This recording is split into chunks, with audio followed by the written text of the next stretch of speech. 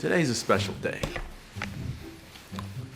because I am going to pick up somebody I collaborated with for the first time 2 years ago. And now we're going to actually make projects happen together. But in the meantime, let's talk about the R5 Mark II. Here we go.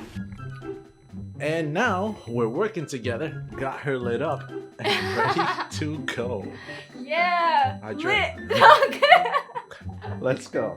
All right, check it out later. What's going on today? Nothing is up.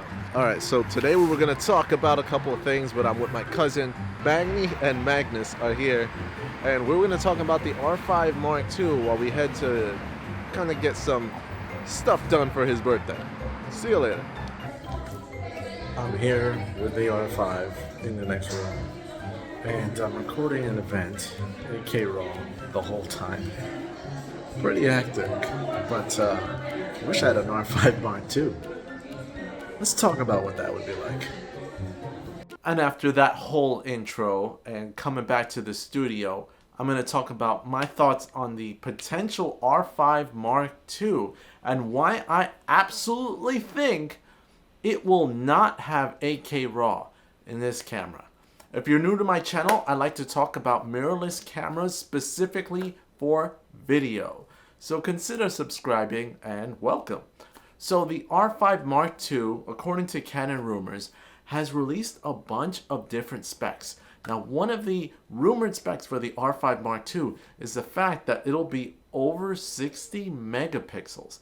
Now, that's amazing. And it'll have features such as 8K 60 frames per second, amongst other things, such as 240 frames per second in 1080p.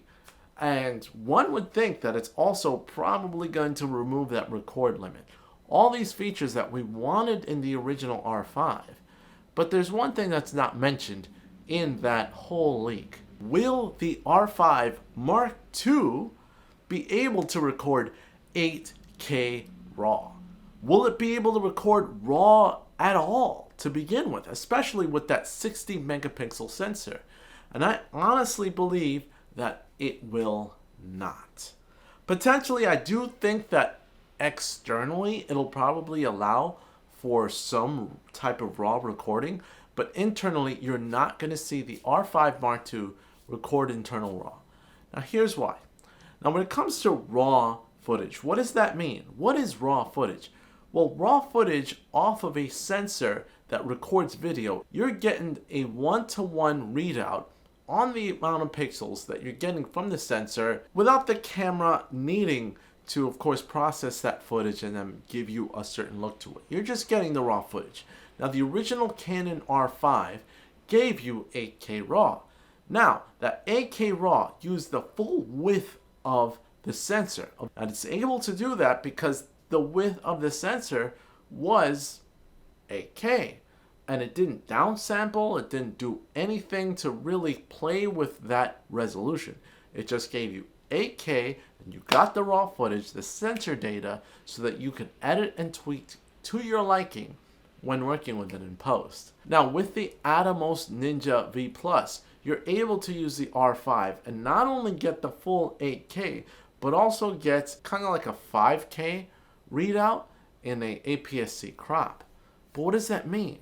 Why are you getting resolution and then a crop? Because it's reading just the center of the sensor for that crop so that you can get the raw sensor data off of that smaller area, and then you're able to edit that and you get a smaller resolution and it's easier to work with and you're kind of zoomed in.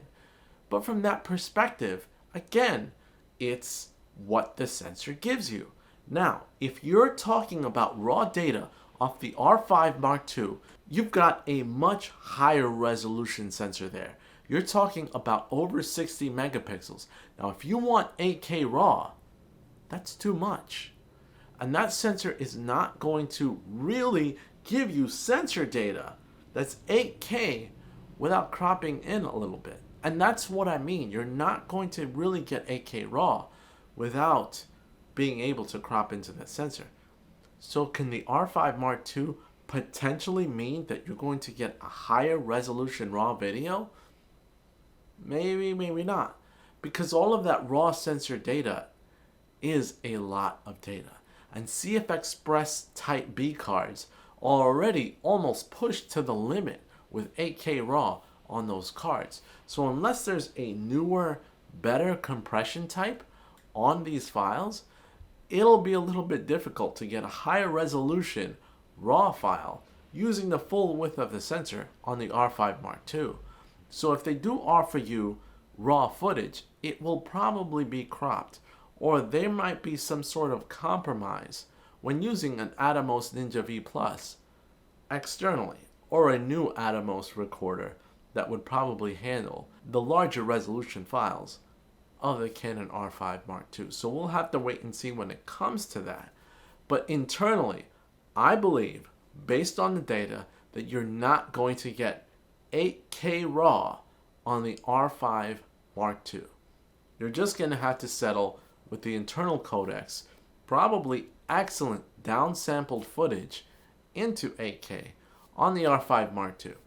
And that's what makes the most sense to me. And I think that at least when they're offering you Canon Log 3, and if they offer a higher dynamic range sensor, maybe even Canon Log 2 off of the R5 Mark II, which would be amazing. But I don't see them actually putting in RAW internally on the R5 Mark II. And for many productions, the log footage has been enough to where you wouldn't need to record RAW. One of my latest productions that I did, I forgoed the RAW to record 8K internally using C-Log 3, and it was more than enough because I got the white balance correct. But what do you guys think? Do you think that they'll actually finagle the RAW? Do you think they'll figure out some sort of way to give 8K RAW using the full sensor? I don't think that's possible because it doesn't make any sense. Or do you think that they'll actually have a higher resolution RAW? That would be crazy.